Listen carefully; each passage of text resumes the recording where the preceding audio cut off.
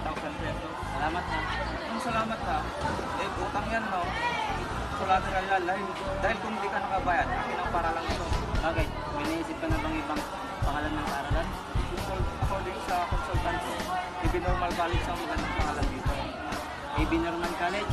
May ganun ng paralan ah. Iba naman nun eh. Mga normal yun. AB Normal na, di ba? AB Normal College. Ang ganda ng dating nun ah. Ang galing-galing mo talaga, Piolo. Nabanggit nga sa board. Sige, good luck. Alis na ako. Sige.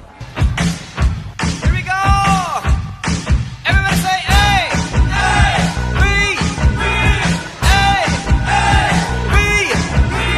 AB Normal! AB Normal! AB Normal! AB Normal College! May darating ba kayo sa kapatid niyo? Ako, wala pa po eh. Wala na tayong pag-asa.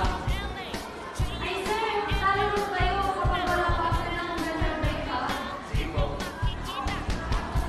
Nagpupunta ka disqualify tayo. Huwag kang magsalita lang ganyan. Eh, asan na nga kasi sila? Baka na-traffic. Welcome back to the quiz show. Again, apat ang sasali dahil ang hinihintay natin mga estudyante kanina lang ay nakarating. Kaya kompleto po tayo sa umagang ito.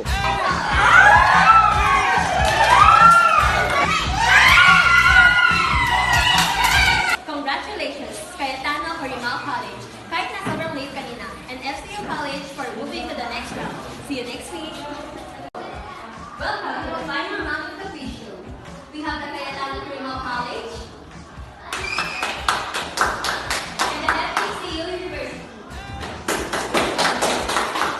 For my first question, we're 100,000. In Joel, the day of the week, what is the capital of week? Yes, Corimao? Sir, sabi ko, wait. Wait, wait is correct.